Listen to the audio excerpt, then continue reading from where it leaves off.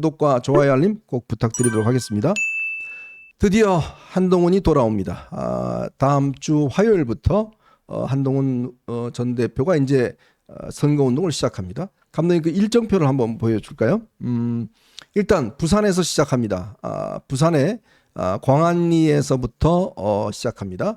부산 광안리 지원 유세가 이게 아마 저녁에 있죠. 5시 반부터 광안리 유세를 시작을 해서 그 다음 날은 바로 대구로 건너갑니다. 대구로 건너가서 서문시장을 가고요. 그 다음 날은 충북 청주 육거리 시장 여기를 이제 가죠.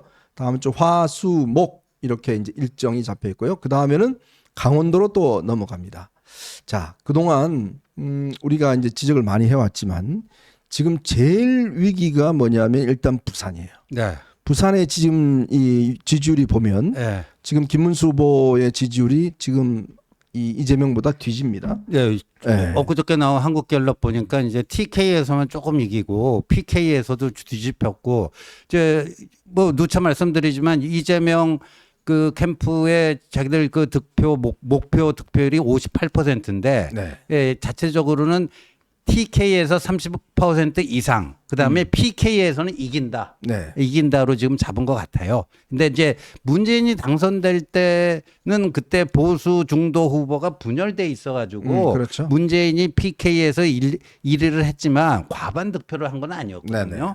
근데 이제 이번에 이재명은 PK에서 1위를 하려면 과반 득표를 해야 돼요. 그러니까 실질적으로 과반 득표를 목표로 하고 있는데 PK에서 과반 득표? 아니 노무현 문재인 같은 PK 출신 민주당 후보도 당선은 됐지만 그 PK에서 과반 득표하지는 못했거든요. 그렇죠. 예.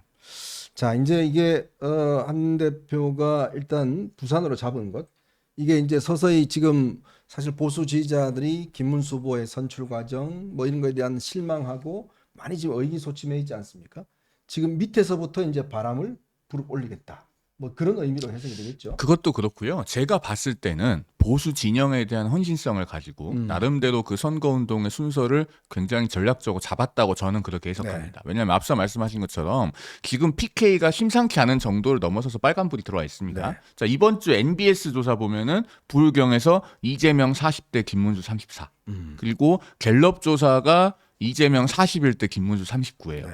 둘 다 전국 1000샘플 조사하면은 그 부울경 합해서 150샘플이 약간 안 되기 때문에 이게 뭐 아주 정확한 수치다 나오고 볼 수는 없지만 NBS와 갤럽은 우리나라에서 매주 정례조사 나오는 것 중에 가장 공신력 있는 두 개 조사입니다. 하나는 목요일, 하나는 금요일. 양 조사에서 거의 비슷한 수치가 나오고 이렇게 이재명 후보가 근소하게 앞서 있는 게 나왔다고 하면은 이거는 부울경에 빨간불 들어온 거예요. 결국에는 왜 지금 PK가 이 지경까지 왔겠습니까? 지난번 총선 때 부산은 단 한 곳 빼고 모두 다 국민의힘 후보가 지역구 당선된 전재수만 빼고 다 됐죠. 그렇죠. 당선된 곳인데 결국에는 계엄과 탄핵에 대해서 국민의힘이 그동안에 잘못된 노선을 걸어왔기 때문에 중도 보수가 실망해서 이탈함으로써 여기까지 온 거예요. 그렇죠. 그러면은 이 상황을 지금 바로잡을 수 있는 사람은 사실상 한동훈 후보밖에 없다. 그러면은 본인이 지금 PK에 가장 앞장서서 달려가야 된다고 판단하지 않았을까 저는 그렇게 이해합니다. 네.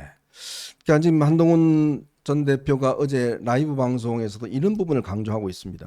지금 민주당이 하고 있는 이 대법원에 대한 사심제 도입이라든지, 그 다음에 이제 지금 이 대법원장에 대한 특검이라든지, 그 다음에 지금 공직선거법에 대한 또 개정 문제라든지 이런 것들을 지적하면서 문제는 이게 국민들에게 막연하게 뭐 어떤 이 단지 민주당의 어떤 독주 이 차원이 아니라 실제로 앞으로 모든 피해는 결국 국민들이 다 떠안을 거다. 그렇죠. 사심제를 하게 되면 네. 국민들의 어떤 법조 비용이나 법률 비용이 그럼요. 어마어마하게 올라갈 거 아닙니까? 예. 그러니까 이게 단지 민주당의 어떤 이쪽에 지금 국민의힘의 공격 포인트가 이재명 너 지금 하려고 하는 거 아니야? 물론 그것도 중요한 이야기지만 중요한 것은 바로 여러분들이 피해자가 됩니다. 네. 이 부분들을 좀 본인이 직접 국민들에게 강조하겠다. 아마 이런 네. 뜻인 것 같아요. 그렇죠. 예, 그런 게 굉장히 좀 크다고 보고요.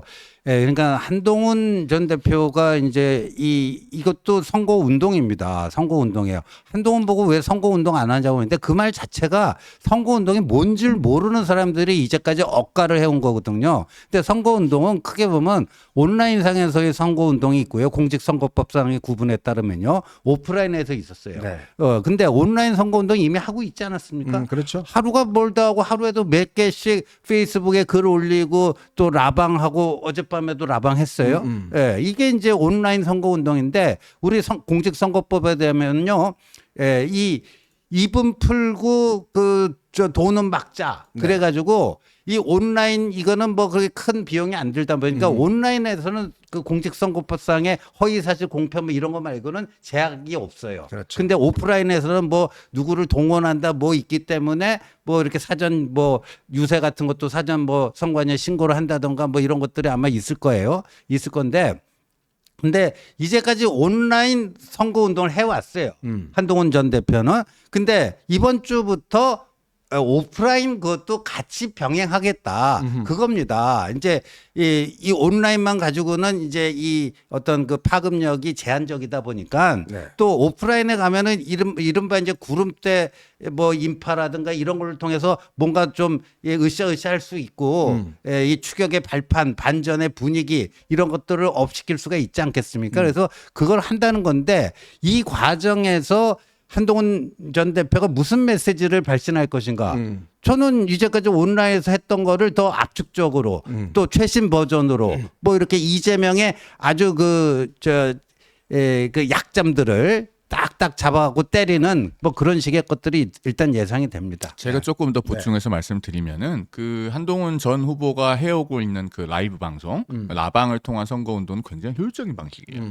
대선은 전국 단위 선거잖아요. 유권자가 4,400만 명 정도 됩니다. 그러면은 23일 동안의 법정 선거 운동 기간 동안에 대선 후보 본인이 전국을 돌면서 오프라인 유세를 다녀도 전체 유권자의 한 2%, 3% 만나기 어려워요. 맞습니다. 그러니까 그거를 현장에서 사람을 만남으로써 선거 운동을 하는 게 아니고 그 유세가 방송, 미디어를 통해서 전파되면서 그게 선거 운동이 되는 거예요. 그래서 우리가 대선을 공중전이라고 표현하잖아요. 그런데 이 2022년에 우리가 대선 때 코로나 때문에 다 언택트로 선거 운동을 많이 했잖아요. 그러면서 SNS, 뭐 유튜브 이런 것들이 선거 운동의 중요한 수단으로 대두가 되면서 다 경험을 해봤습니다.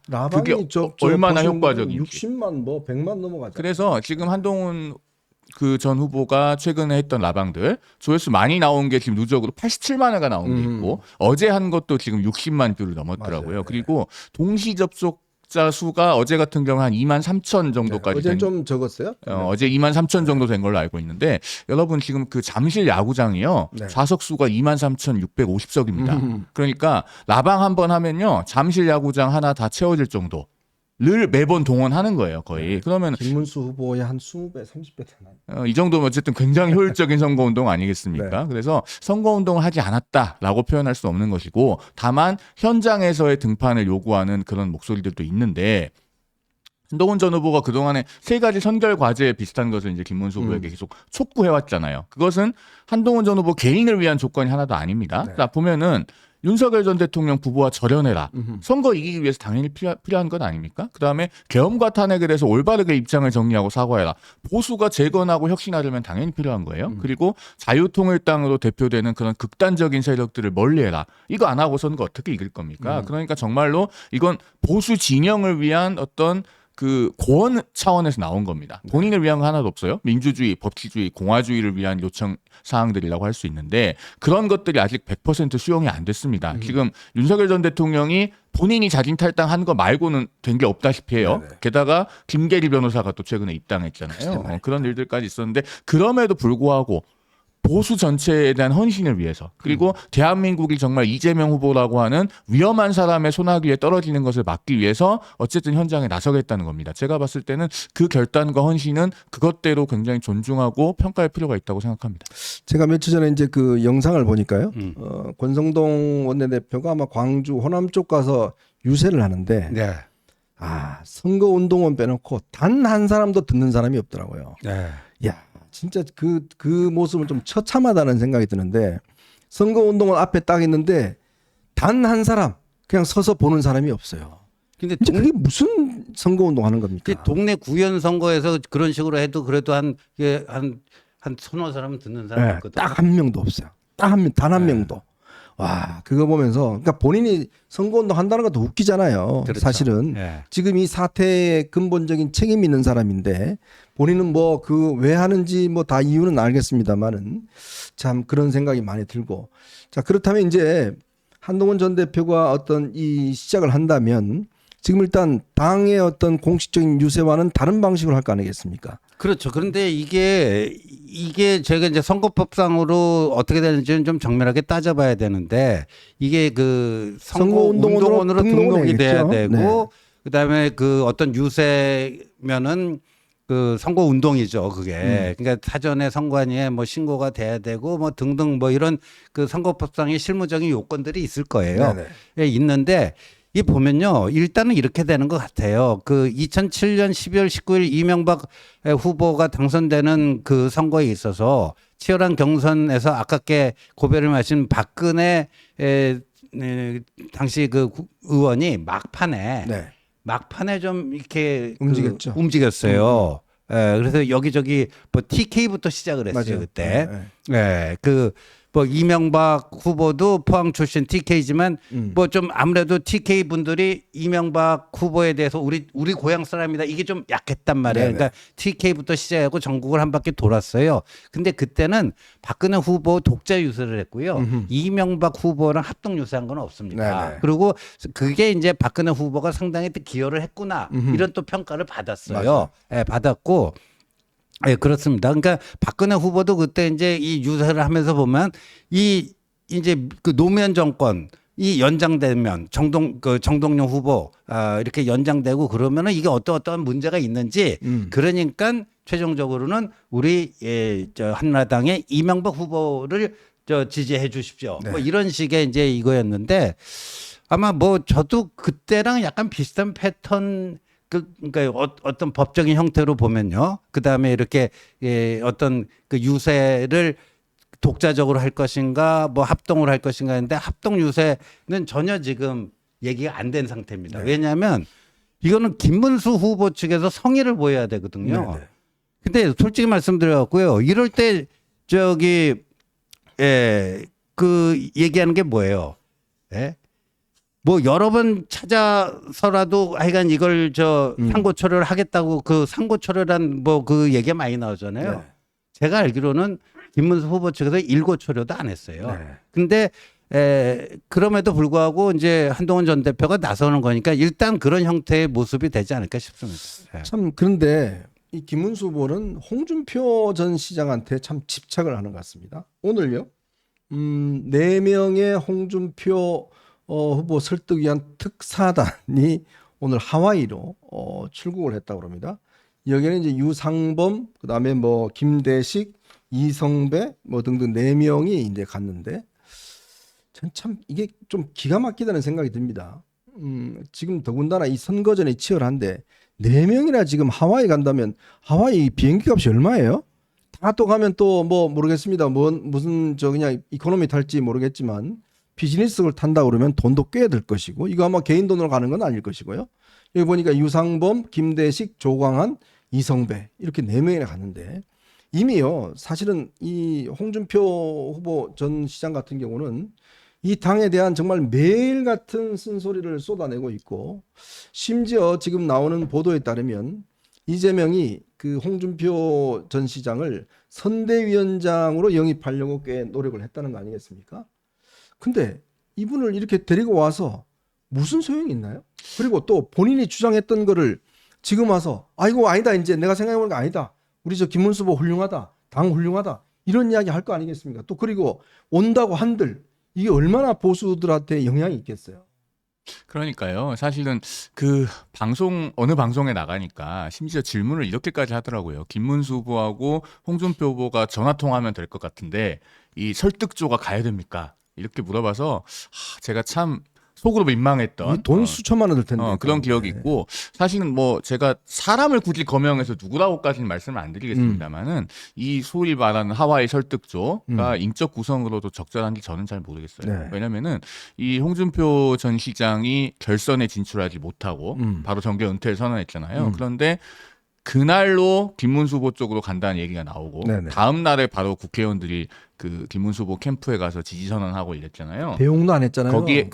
거기에 홍준표 후보가 굉장히 감정이 상해 있는 걸로 그렇죠. 알고 있습니다. 그러면은 거기에 포함되어 있던 분들이 가시는 것이 맞는가? 네. 저는 거기에 대해서도 유상범 의원이 그랬죠. 제가 뭐 누구라고 말씀은 안 드리겠습니다. 저는 이야기합니다. 그래서 그런 부분들이 좀 의문이 들고 그다음에 홍준표 전 시장도 사실 지금 저는 많이 잘못하고 있다고 생각합니다. 그럼요. 일각에서 뭐 홍리설 이런 게 나오는데요. 이재명 후보의 그 인사 스타일상 제가 봤을 때는 절대 홍준표 전 시장에게 총리 안 줍니다. 왜냐하면 이재명 후보의 인사 스타일은 아주 완곡하게 표현했을 때 믿고 쓰는 사람의 범위가 극히 좁습니다.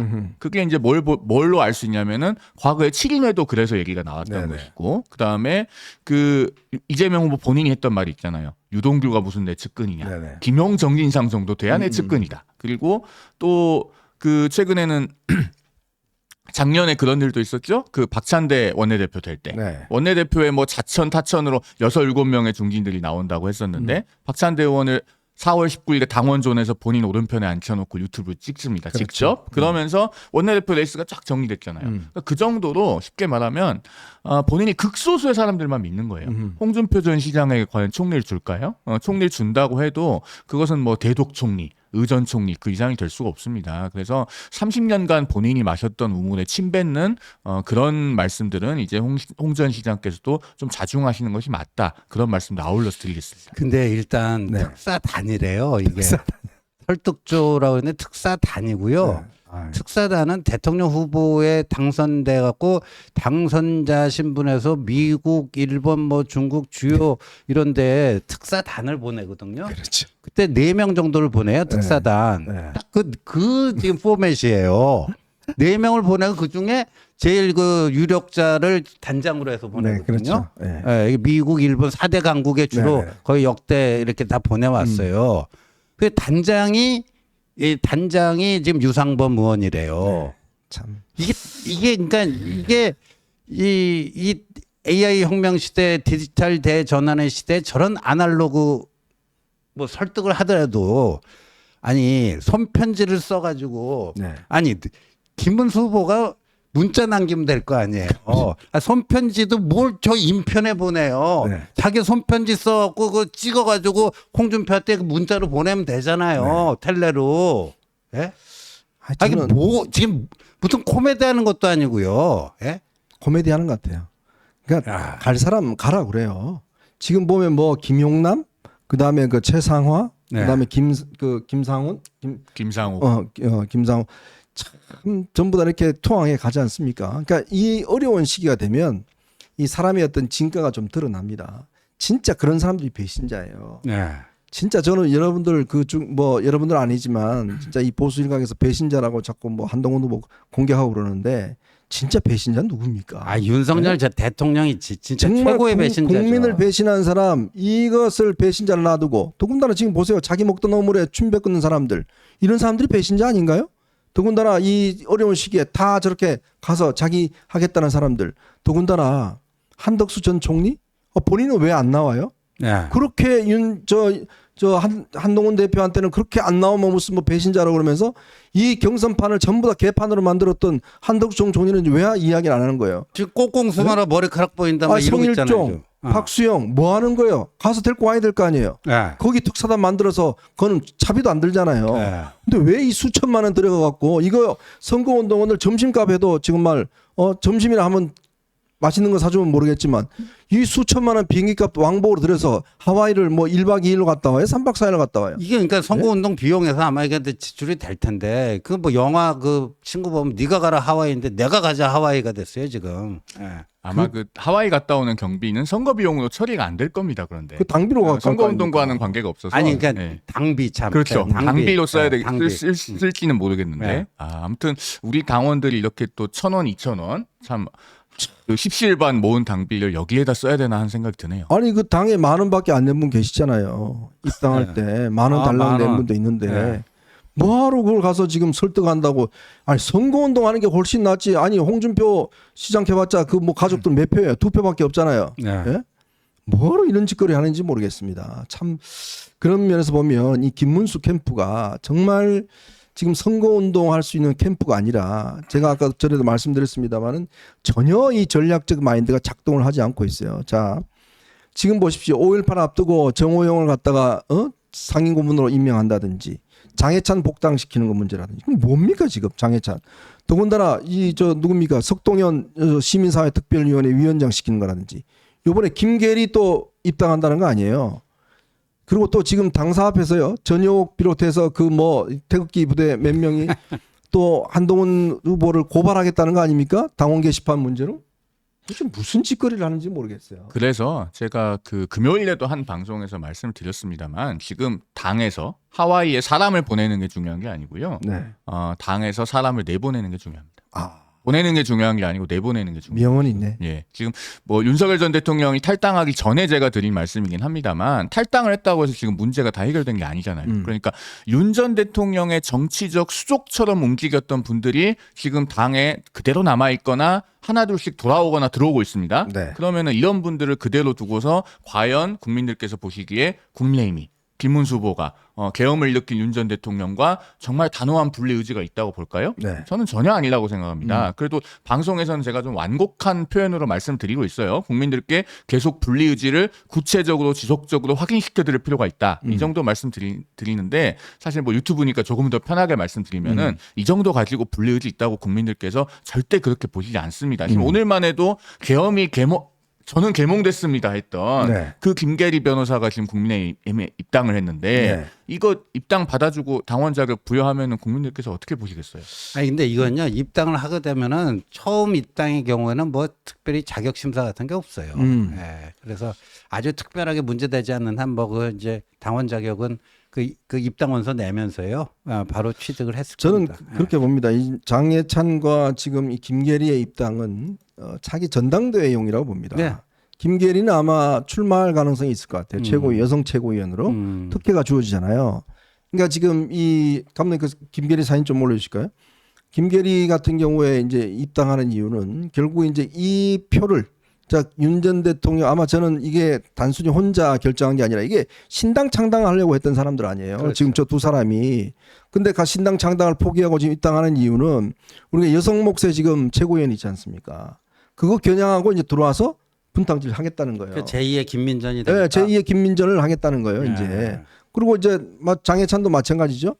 이제 들어온 이유는 결국 그거 하겠다는 거 아니겠습니까? 그러니까 결국은 지금 오늘 이 전역이 오늘 당사 앞에 가서 이 한동훈 전 대표 고발하는 것도 비롯해서 이미 그쪽은 이제 선거 끝났고 이제 이 차기 전당대회를 뭔가 준비하기 위해서 이 만약에 한동훈 지금 전 후보가 나올 것 같으니까 최고위원을 내보내 갖고 이걸 뭘 발목을 잡자.